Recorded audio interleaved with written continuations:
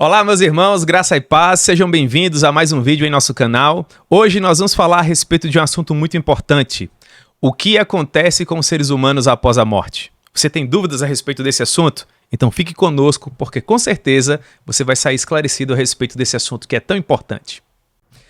Pois bem, a igreja de Tessalônica, uma das igrejas plantadas pelo apóstolo Paulo por ocasião da sua segunda viagem missionária, também possuía dúvidas a esse respeito. O apóstolo Paulo, por ocasião dessa viagem, esteve evangelizando na Europa, a princípio a cidade de Filipos, e após Filipos ele se dirigiu até Tessalônica. Nós temos a narrativa dessa visita e, bem assim, a maneira com que Paulo esteve evangelizando essa cidade no livro de Atos dos Apóstolos, capítulo 17. Ali, Lucas nos diz que Paulo só conseguiu permanecer na cidade de Tessalônica por cerca de 3 sábados, 21 dias, porque algumas pessoas oriundas daquela cidade, insatisfeitas com a mensagem compartilhada pelo apóstolo Paulo, o expulsaram dali.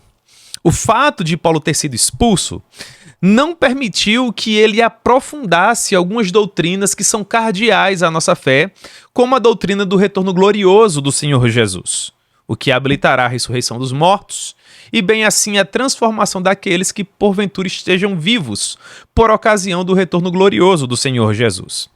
Por causa disso, e somado à perseguição que aquela igreja estava enfrentando, parte dos irmãos inclusive já estavam até pensando em abandonar a fé, o apóstolo Paulo, tendo recebido informações de Timóteo, que previamente havia sido enviado por ele até Tessalônica para saber qual é o estado daqueles irmãos, Paulo compartilha isso conosco em 1 Tessalonicenses capítulo 3, versos 1 e 2. E depois ele fala do retorno de Timóteo, a partir do verso 6. Pois bem, com base nisso, com base nas informações compartilhadas por Timóteo, o apóstolo Paulo vai escrever a sua famosa carta primeiro aos Tessalonicenses, onde ele vai trabalhar essas dúvidas que eram produto do fato dele ter ficado tão pouco tempo naquela igreja. Uma das dúvidas trabalhadas pelo apóstolo Paulo tem a ver justamente com aquilo que acontecerá com aqueles que morreram confiando no Senhor Jesus e, consequentemente, aquilo que infelizmente vai acontecer com aqueles que não se renderam ao seu senhorio. Trabalhando sob essa perspectiva, em 1 Tessalonicenses capítulo 4, a partir do verso 13, o apóstolo Paulo nos diz assim: "Não queremos, porém, irmãos, que sejais ignorantes com respeito aos que dormem. Dormir aqui seria um eufemismo para morrer de fato. Para não vos entristecerdes como os demais que não possuem esperança. Pois se cremos que Jesus morreu e ressuscitou, assim também Deus, mediante Jesus, trará em sua companhia os que dormem. Ora, ainda vos declaramos, por palavra do Senhor, isto: nós, os vivos, os que ficarmos até a vinda do Senhor, de modo algum precederemos aqueles que dormem. Porquanto o Senhor mesmo, dada a sua palavra de ordem, ouvida a voz do arcanjo e ressoada a trombeta de Deus, descerá dos céus, e os mortos em Cristo ressuscitarão primeiro.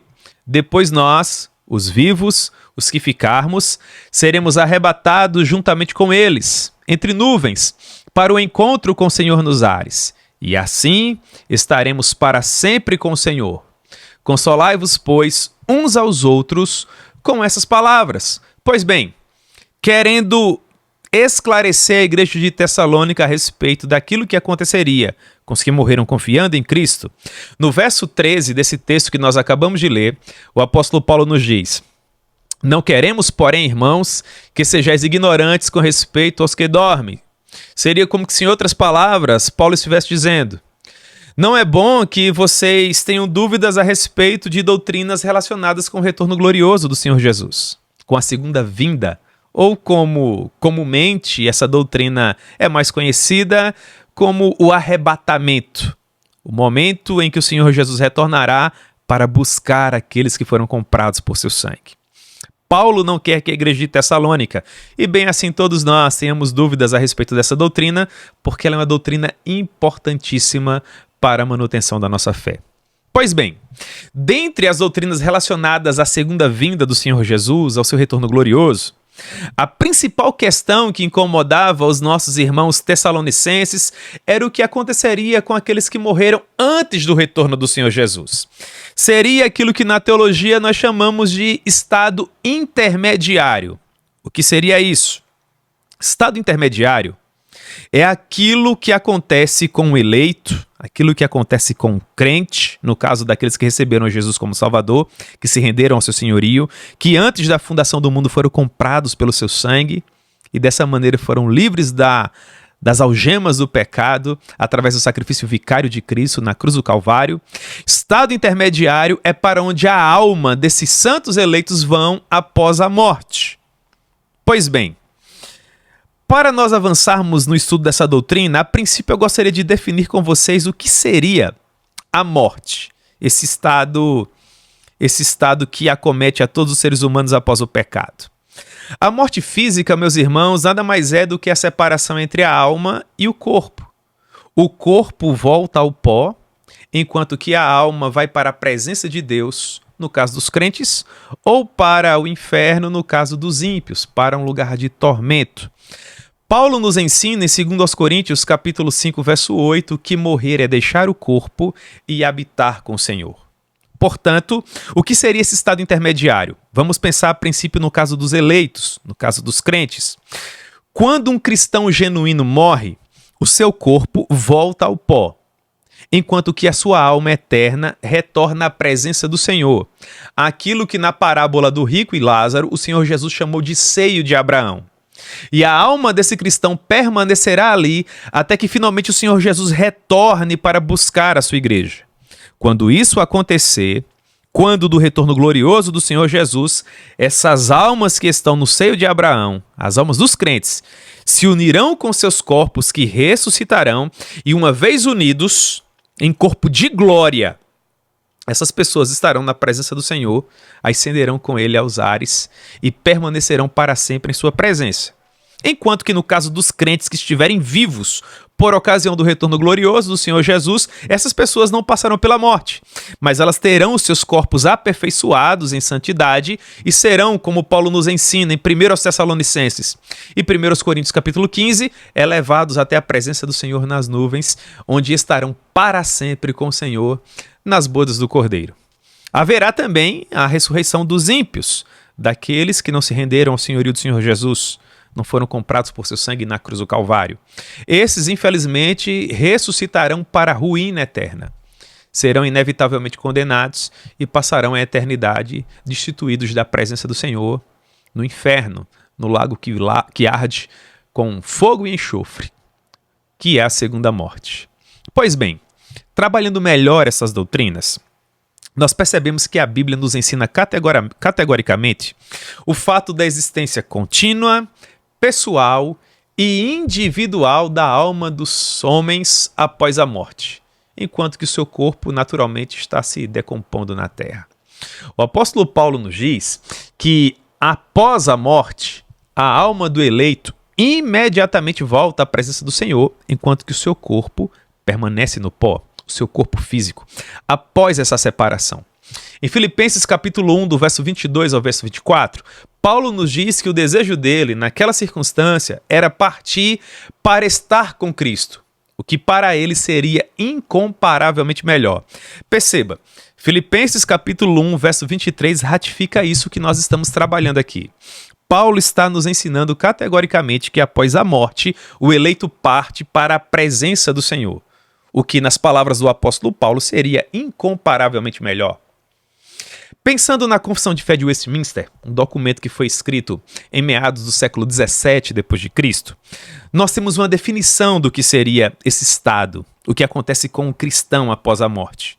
Os teólogos de Westminster nos disseram o seguinte: o corpo dos homens, depois da morte, volta ao pó e vê a corrupção, mas a alma deles, que nem morre nem dorme, tendo uma substância imortal, volta imediatamente a Deus que a deu. Portanto, perceba que a Confissão de Fé de Westminster, biblicamente falando, porque esses delegados, esses teólogos, aqueles 120 homens que se reuniram para escrever essa Confissão de Fé, pautados na palavra de Deus, compreenderam que não há essa doutrina do sono da alma. Quando o cristão morre, ele não fica num estado de entorpecimento. Ele não experimenta uma espécie de torpor, como se estivesse num sono, absolutamente. Quando a Bíblia se refere àqueles que dormem, como eu já afirmei, ela trata de um eufemismo. Nós sabemos, obviamente, que quando o Senhor diz que aqueles que dormiram, quando Paulo se refere àqueles que dormiram, ele naturalmente está se referindo a quem morreu. Aqueles que morreram, no caso dos eleitos, tem o seu corpo retornando ao pó e a sua alma, que nem morre, nem dorme, ou seja, a doutrina da falência da alma ou da aniquilação da alma também não tem lugar aqui, mas essa alma que é eterna volta à presença do Senhor imediatamente para gozar das benesses que são inerentes a essa presença. Para além disso, meus irmãos, nós temos as conhecidas palavras do Senhor Jesus. Lembre da crucificação do nosso rei. Por ocasião da crucificação, haviam 2 outros homens que estavam sendo crucificados ao lado do Senhor Jesus, e um desses homens trava um diálogo com o mestre. Ele diz: Senhor, lembra-te de mim quando estiveres no teu reino. O Senhor Jesus, por sua vez, se volta para aquele homem e diz, Evangelho de Lucas, capítulo 23, verso 43, palavra do Senhor: em verdade te digo que hoje estarás comigo no paraíso. Portanto, perceba, o Senhor Jesus está afirmando categoricamente àquele homem que no momento em que ele viesse a falecer sobre a face da terra, o seu corpo, por óbvio, voltaria ao pó, porque do pó ele veio, mas a sua alma, que é eterna, estaria na presença do Senhor, onde há alegrias indizíveis e delícias perpetuamente. Você compreende? Um outro texto clássico que trata desse estado intermediário, daquilo que acontece com a alma dos crentes após a sua morte, se encontra também no Evangelho de Lucas, no capítulo 16, onde está escrito, palavra do Senhor: havia certo homem rico, vestido de púrpura e de linho finíssimo, que todos os dias se regalava esplendidamente. Havia também certo mendigo chamado Lázaro, coberto de chagas, que jazia à porta daquele. E desejava alimentar-se das migalhas que caíam da mesa do rico, e até os cães vinham lamber-lhe as úlceras. Aconteceu morrer o mendigo e ser levado pelos anjos para o seio de Abraão. Morreu também o rico e foi sepultado. No inferno, estando em tormentos, ele levantou os olhos e viu ao longe a Abraão e a Lázaro, que estava no seu seio. Ora, com a conhecida parábola do rico e de Lázaro, o Senhor Jesus nos ensina a respeito do estado intermediário.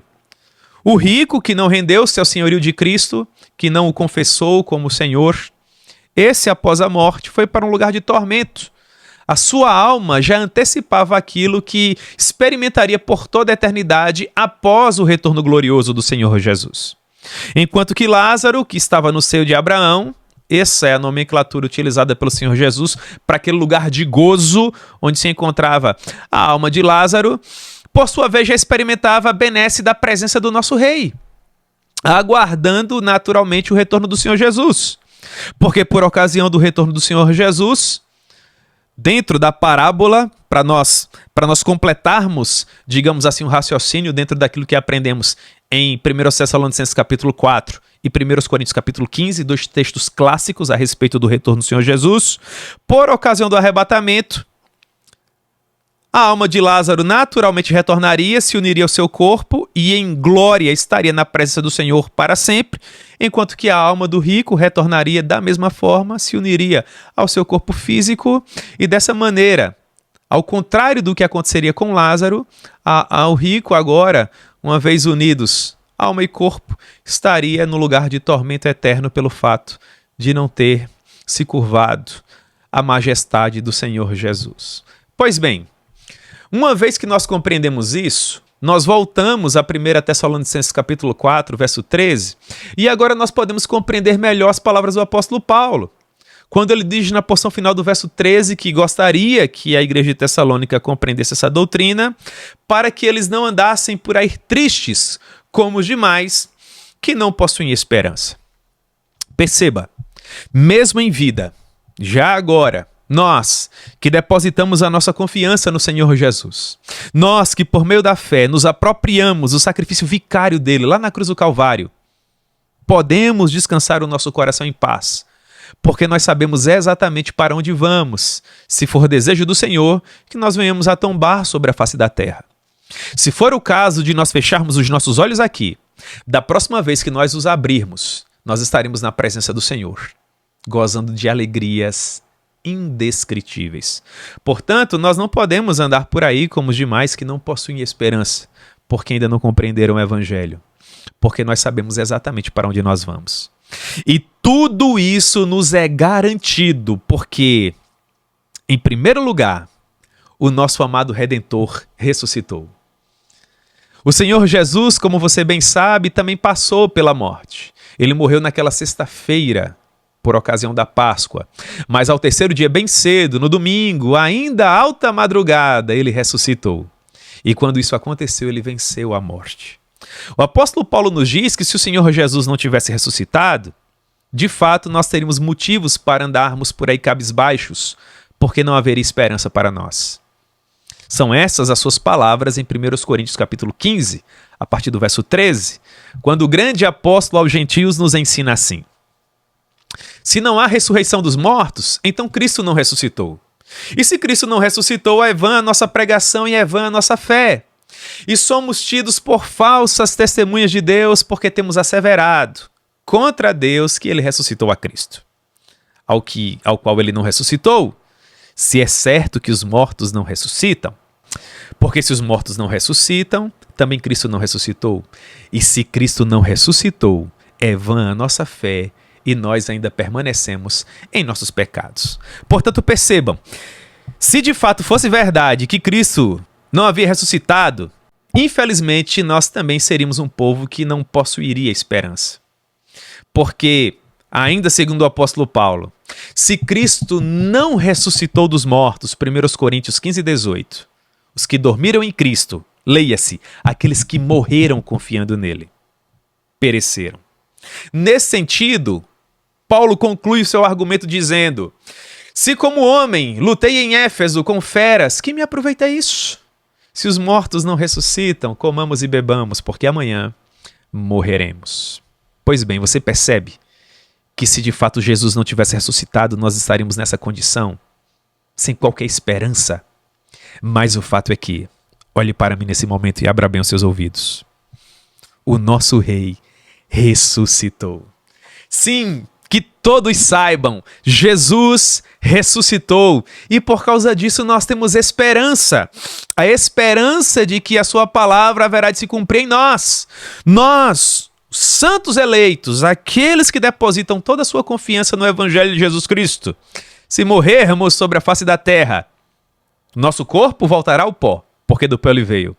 Mas a nossa alma, que é eterna, que é imortal, ela voltará à presença do Senhor para gozar dos seus favores, esperando pelo tempo do arrebatamento.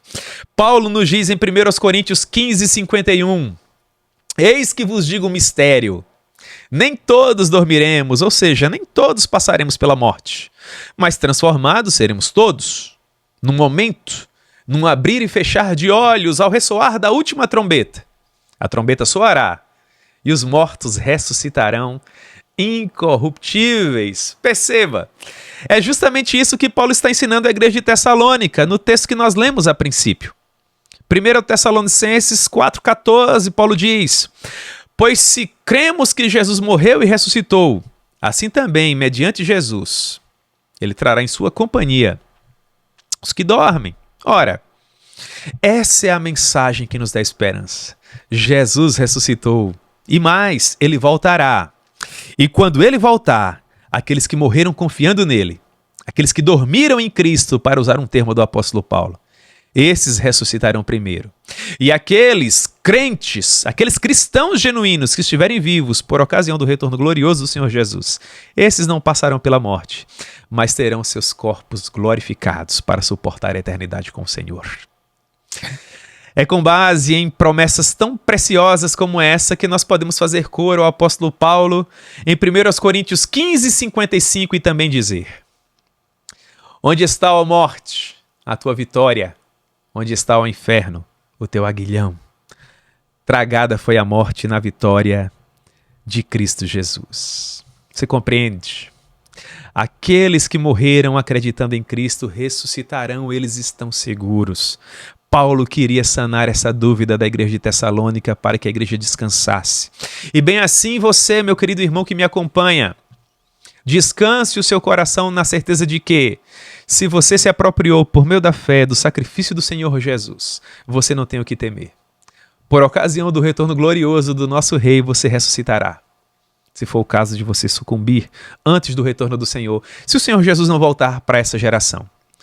Mas os seus olhos o verão, você verá o Rei e você estará no lugar de alegria, até que finalmente o Senhor retorne para buscar o seu povo.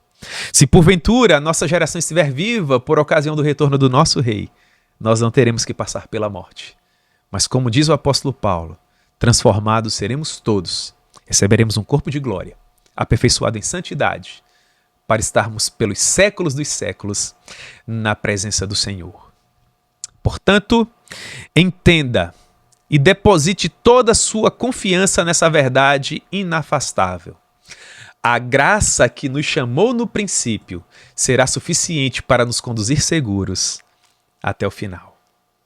Porque, segundo o apóstolo Paulo, nos versos 16 e 17 de 1 Tessalonicenses capítulo 4, o Senhor mesmo, dada a sua palavra de ordem, ouvida a voz do arcanjo e ressoada a trombeta de Deus, o Senhor descerá dos céus. E em primeiro lugar, preste atenção, os mortos em Cristo ressuscitarão primeiro, ou seja, as almas que estão naquilo que o Senhor Jesus chamou de seu de Abraão, retornarão com ele, se unirão aos seus corpos, corpos esses que serão glorificados e estarão na presença do Senhor. E em segundo lugar, depois os vivos, aqueles que ficarem, serão arrebatados juntamente com eles, entre nuvens para o encontro com o Senhor nos ares. Ou seja, aqueles que estiverem vivos por ocasião do retorno do Senhor Jesus não passarão pela morte, mas serão seus corpos glorificados, aperfeiçoados em santidade para estar na presença do Rei. E assim, esses santos eleitos estarão para sempre com o Senhor, onde há plenitude de alegrias e delícias perpetuamente. Portanto, eu gostaria de encerrar esse vídeo dizendo para você que é para um lugar de gozo que o eleito vai após a sua morte, enquanto que, infelizmente, é para um local que já antecipa o tormento eterno, que vai aquele que, infelizmente, não receber Jesus como único e suficiente Salvador da sua vida. Portanto, meu amado irmão, eu gostaria de concluir esse vídeo dizendo para você que não existe salvação em nenhum outro, porque conforme em Atos capítulo 4, versículo 12, não há nenhum outro nome dado entre os homens pelo qual importa que nós sejamos salvos, senão o nome glorioso do Senhor Jesus. O apóstolo Paulo nos ensina em Romanos capítulo 10 que se com a tua boca você confessar ao Senhor Jesus e no seu coração crer que ele o ressuscitou dos mortos, você será salvo. Porquanto a Escritura nos ensina que com o coração nós acreditamos para a justiça e com a boca nós confessamos a respeito da salvação. Todo aquele que acreditar no Senhor Jesus não será confundido. Logo, eu gostaria de convidar você a render-se ao senhorio de Cristo, a dar ouvidos ao Evangelho do Senhor Jesus e se render a Ele, porque não existe salvação em nenhum outro. O Senhor Jesus é o caminho, a verdade e a vida, e ninguém pode, de fato, retornar ao Pai, senão por meio dele. Meu querido irmão que de uma maneira tão gentil me acompanhou até aqui, arrependa-se dos seus pecados e acredite em Cristo, porque fazendo isso, você vai assegurar a sua alma eterna, para que ela permaneça na eternidade na presença do Rei dos Reis e do Senhor dos Senhores, ok? Espero ter ajudado você com relação à pergunta para onde vão aqueles que morreram. Até uma próxima. Não se esqueça de se inscrever em nosso canal e deixar aquele joinha para que mais pessoas tenham acesso ao Evangelho do Senhor Jesus. Amém? Conto com isso, tá bom? Um forte abraço, Deus te abençoe e até a próxima.